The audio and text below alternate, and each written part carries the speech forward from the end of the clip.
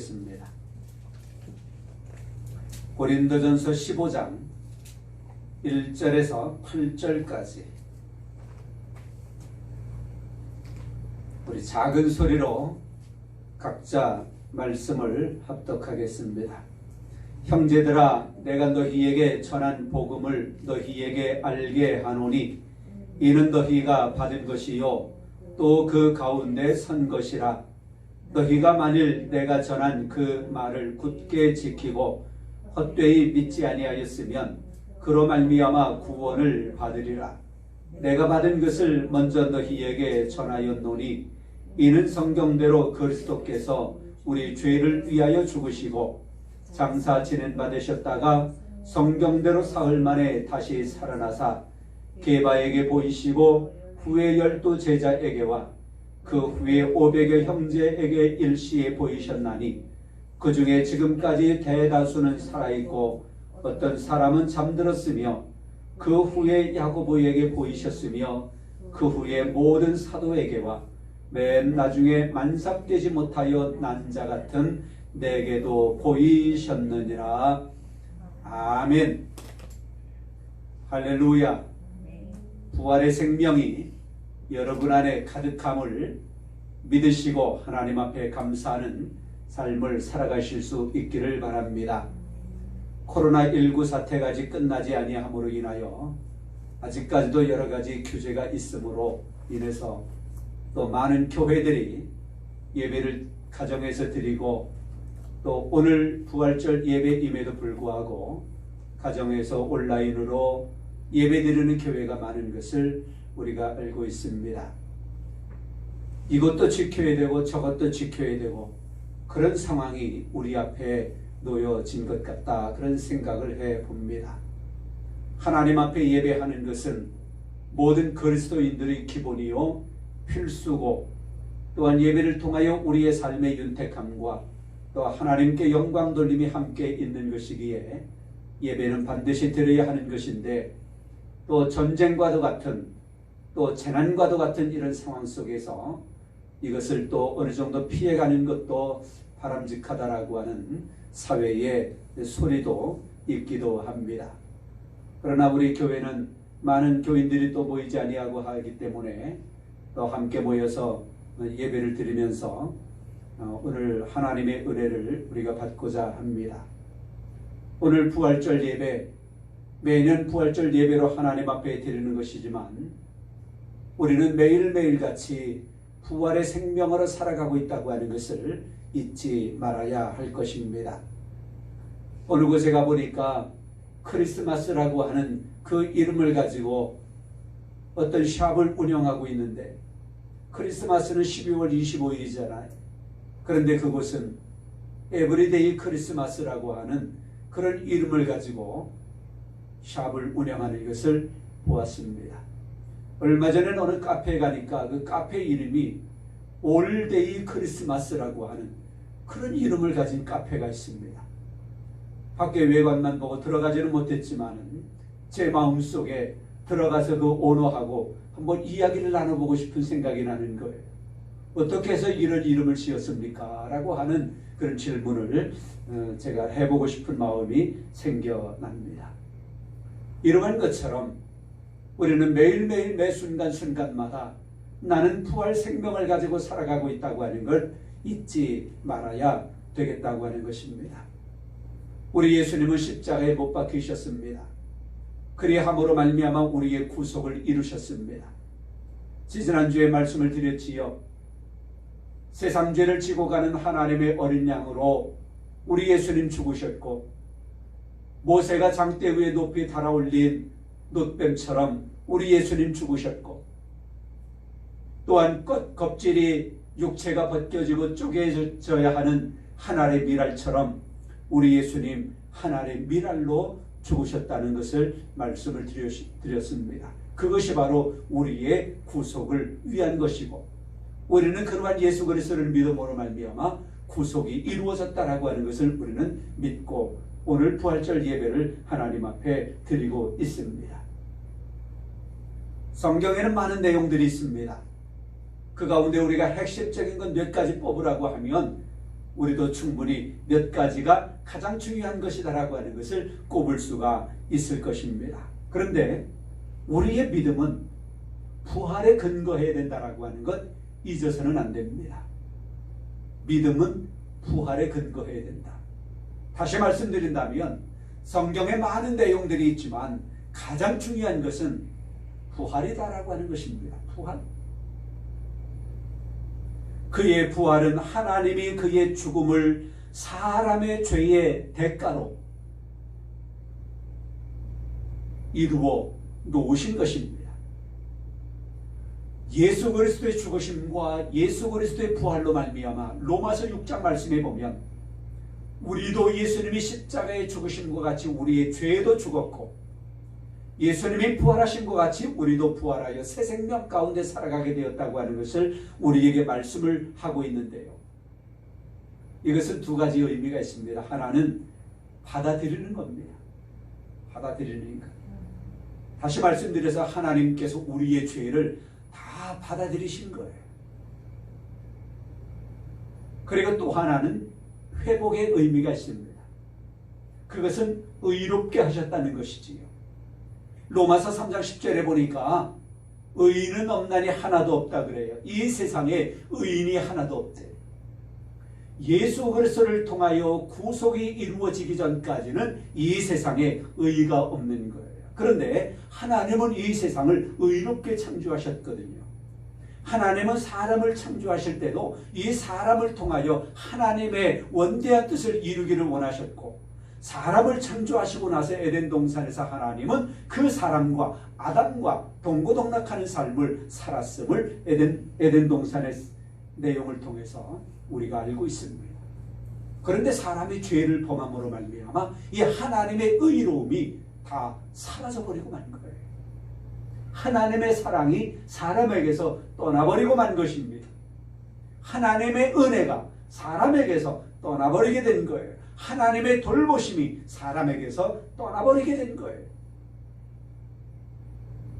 그래서 하나님은 이 사람을 구속하여 다시금 그 사람에게 의의를 회복하고 그 사랑을 그 돌봄을 회복하시기 위하여 인간의 몸으로 이 땅에 오셔서 십자가를 지신 것입니다. 그래서 그 예수 그리스도를 믿는 모든 사람들마다 의롭게 되어지는, 살게 되어지는, 새 생명을 얻게 되어지는 놀라운 은혜를 주신 것이지요. 누가복음 15장에 보면 일명 탕자의 비유라고 하는 내용이 나옵니다. 저는 하나님의 사랑의 비유라고 그렇게 말하고 싶은 내용인데요. 둘째 아들이 집을 떠나버리고 말았어요. 자기에게 돌아올 상속분을 가지고, 상속이라고 하는 것은 부모가 세상을 떠나야 받는 것이 본질인데 부모님이 살아계신데도 불구하고 자기에게 돌아올 불깃을 가지고 세상으로 나가 허랑방탕하여 다 까먹고 거지의 신세가 되어서 집으로 돌아오지요. 아버지가 상거가 먼데 멀리서 오는 그 아들의 모습을 보고는 뛰어가서 그를 부둥켜 안고 그를 집 안으로 들입니다. 받아주는 거예요. 용납하는 거예요. 연락하는 거예요. 집을 나갔던 아들, 어찌 보면 윤리적으로 보면 나쁜 놈, 나쁜 녀석, 나쁜 자식이지만은 받아들입니다. 그것으로 끝난 게 아니에요. 그에게 아들로서의 자격을 회복해 줍니다. 신발을 신겨주고 가락지를 끼워주고. 구약 성경부터 이 신발이라고 하는 것은 상속의 의미가 있습니다. 그래서 신발을 신겨주었다라고 하는 것은 네가 그런 삶으로 나갔지만 너를 내가 아들로 받아주겠다라고 하는 의미예요. 그렇게 회복시켜줬습니다. 한 가지 잘못한 건 내가 너 용서해 줄게. 그리고 회복시켜 주지 않으면 안 되는 거예요. 회복시켜줘요. 하나님은 그리하셨습니다. 우리 예수님께서 십자가에 죽으시고 부활하심은 우리에게 어떤 큰 의미를 가져다 주는가? 제가 네 가지로 간략하게 말씀을 드릴 겁니다. 하나는 그리스도의 부활은 그의 거룩한 생명의 승리입니다. 예수 그리스도의 거룩한 생명의 승리. 예수 그리스도의 부활은 파괴할 수 없는 하나님의 거룩한 생명이 이 온 세상에 편만하게 펼쳐지는 놀라운 사건인 것입니다. 하나님은 거룩하신 분이십니다. 하나님은 스스로 존재하신 분이십니다. 그런데 그분이 인간의 몸을 입고 이 땅에 오셨잖아요. 그를 가리켜서 우리는 예수라 그래요. 그의 육체로는 사람의 모양으로 오셨습니다. 그러나 그의 영으로는 하나님의 영을 가지고 있다라고 로마서 1장부터 말씀해요. 육체는 다윗의 혈통으로 났지만, 우리와 인간의 모습 똑같이 났지만, 그의 신성으로는, 그의 영적으로는, 그의 내면으로는 하나님의 영을 가진 하나님의 생명으로 우리에게 오셨대요. 그래서 요한복음 1장 4절에 그 안에 무엇이 있다고요? 생명이 있느니라 말씀하고 있습니다. 그 안에 생명이 있느니라. 그러니 예수 그리스도는 육체의 모습으로는 십자가에 죽으셨지만, 육체의 몸으로는 어찌 보면 파괴되었지만, 그의 부활은 하나님의 거룩한 생명이 승리한 것입니다. 왜냐? 부활하심으로 이 땅에 영원한 새 생명을 가져다 주었고, 그리고 이 사람의 구속을 위하여 십자가에 죽으셨는데, 부활하심으로 말미암아 그 구속을 완성하셨기 때문에 그렇습니다. 승리입니다. 창세기 3장 15절에 그리 말씀하지요. 뱀의 원수 여자의 후손. 뱀은 여자의 후손의 발 뒤꿈치를 무는 것이고요, 여자의 후손인 하나님의 아들은 그 뱀의 머리를 상하게 하는 것이라고 말해요.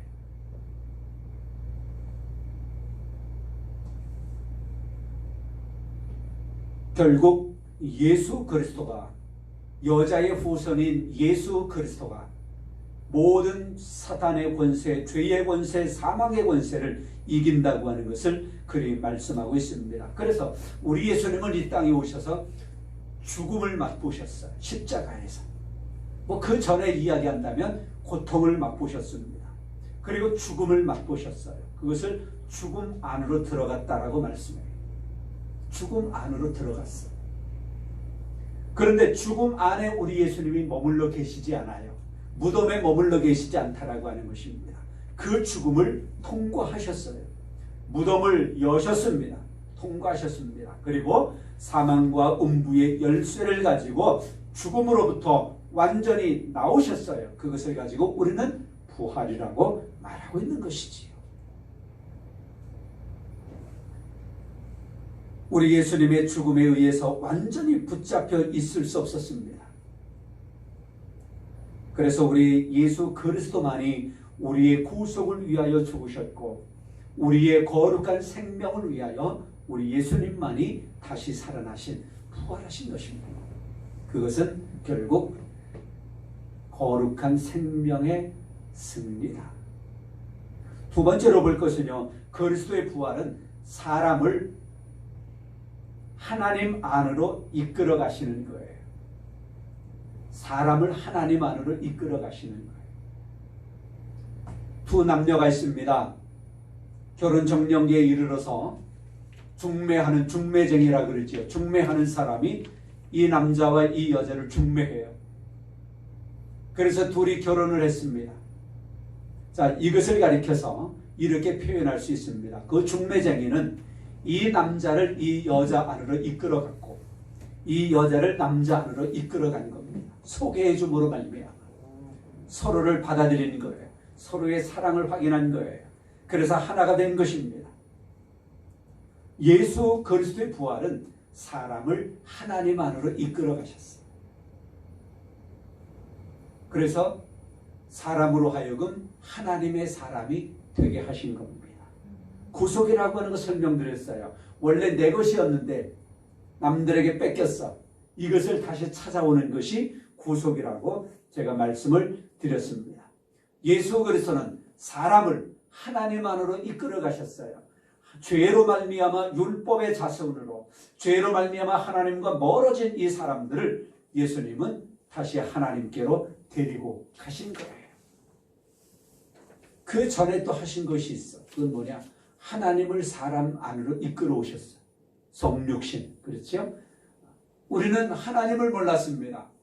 우리는 하나님이 우리의 구속을 위하여 예수 그리스도로 오셨다라고 하는 것도 몰랐어요. 그런데 예수 그리스도를 통하여 하나님을 알게 되어졌고요. 예수 그리스도를 통하여 하나님을 우리의 마음속에 받아들이게 되었어요. 그래서 예수님은 하나님을 우리 안으로 이끌어 오셨고 부활하심으로 말미암아 우리를 하나님 안으로 이끌고 가신 분이십니다. 그래서 우리는 하나님과 하나가 되어졌고 우리는 예수 그리스도와 하나가 되어졌고 하나님의 생명을 가지고 살아가는 사람들이 되어진 것입니다. 그래서 그리스도의 부활은 사람을 하나님 안으로 이끌어 가셨다. 이끄셨다. 그리함으로 말미암아 세 번째 볼 것은 예수 그리스도의 부활은 우리 안에 생명을 주었다는 것입니다. 생명의 영이 되셨다. 생명을 주었어요. 로마서 6장 4절부터 말씀에 보면 예수 그리스도의 죽으심과 합하여 살아가는 자는 죄가 함께 죽었다라고 말씀하고요. 예수 그리스도의 부활과 함께 살아가는 자, 즉 예수 그리스도의 부활을 믿는 자들은 예수님이 새 생명 가운데 살아가는 것처럼 우리도 새 생명 가운데 살아가게 되었다라고 말씀을 하고 있습니다.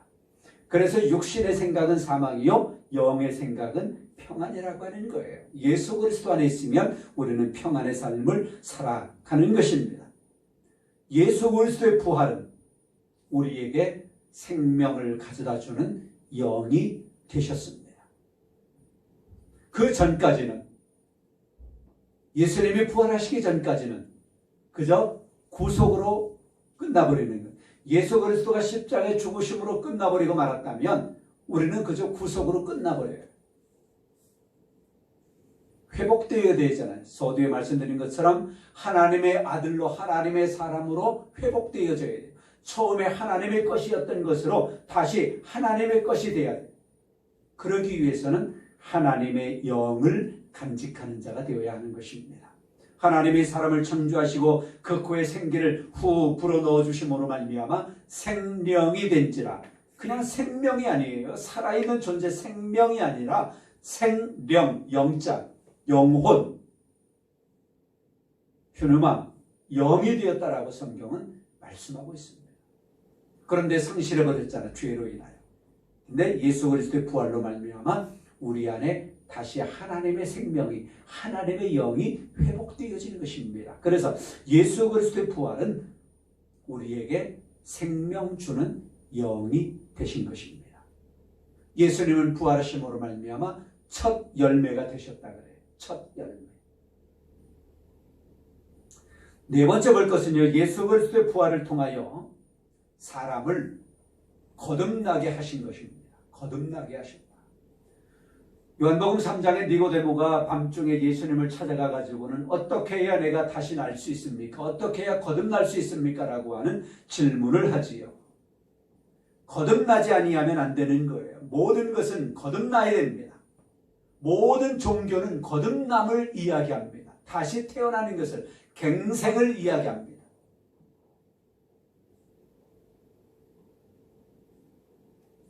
그리스도는 사람에게 생명을 주어 거듭나게 함으로 하나님의 아들들이 되게 하셨어. 하나님의 사람들이 되게 하셨다라고 하는 겁니다. 사람을 거듭나게 하는 거예요. 새 생명 주어가지고 다시 나게 하는 거예요. 많은 동화들을 보면 새롭게 변화되는 장면들을 많이 다루고 있는 것을 보게 됩니다. 동화. 몇 년 전에 영화로 만들어져 가지고 대히트를 쳤던 나니아 연대기가 있습니다. 거기에서는 새로운 세계로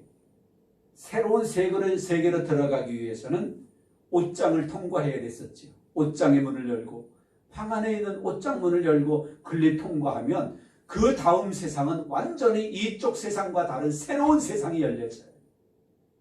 옷장을 통과해. 우리가 하나님의 영원한 생명을 가지고 하나님의 나라의 삶을, 그 새로운 세상을 살아가기 위해선 우리는 무엇을 통과해야 되느냐? 나니아 연대기에서의 옷장을 통과하는 것이 아니라 예수 그리스도를 통과해야 되는 것입니다. 예수님이 하나님의 첫 열매, 부활의 생명을 가진 첫 열매로 거듭나기 위하여 예수님이 통과했던 것은 죽음이지요. 십자가의 죽음. 그것을 통과해서 예수님이 부활하여 첫 열매가 되셨어요. 우리가 구속을 위하여 통과해야 될 것은 십자가를 통과해야 되는 거예요. 영원한 생명의 삶을, 하나님의 영을 가진 생명의 삶으로 회복하고 그곳을 가기 위해서 우리에게 통과해야 될 것은 예수 그리스도의 부활을 통과해야 되는 것이지요.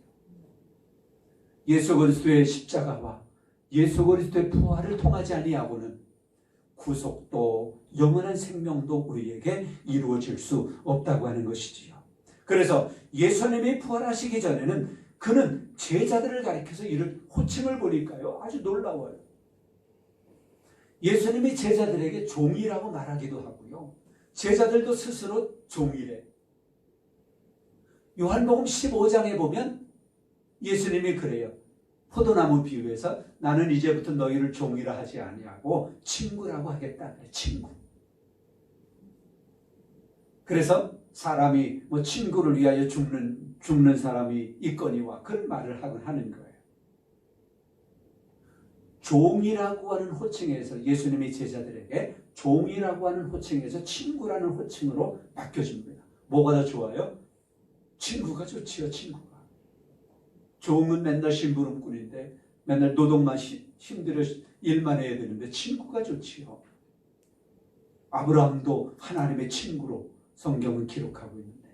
그런데요, 더 놀라운 게 있어요. 예수님이 부활하시고 나서 요한복음 20장 17절에 가서 보니까 예수님이 부활하시고 나서 마리아에게 하는 이야기가 얼른 가서 형제들에게 내가 부활했다고 하는 것을 알려라 그래요. 형제로 바뀐 거예요. 형제로. 친구하고 형제하고 누가 더 가까워요? 형제가 가깝지요. 형제가 된 거예요. 이건 아주 놀라운 반전입니다. 종의 호칭에서 친구들로, 친구에서 형제로 바뀌어지는 거예요. 부활하시고 나서 그렇게 바뀌어집니다. 거듭나게 하는 거예요. 이제 예수님은 부활하심으로 말미암아 하나님의 첫째 아들이 되셨고 그를 믿는 우리 모든 그리스도인들은 둘째 아들의 역할로, 그래서 예수님과 하나 되어지는 예수님과 형제의 삶을 살아가게 되었음을 성경은 말씀하고 있습니다. 그래서 예수 그리스도의 부활을 통하여 예수님은 사람으로 하여금 거듭나게 하셨다. 이러한 기독교의 핵심 교리를 여러분의 마음속에 새기고 하나님의 영원한 생명을 더욱더 복되게 살아가시는 여러분들 되시기를 주님의 이름으로 축원합니다. 성부와 성자와 성령의 이름으로 여러분 모두를 축복합니다. 아멘. 이제 성찬식을 거행하겠습니다. 찬송가 220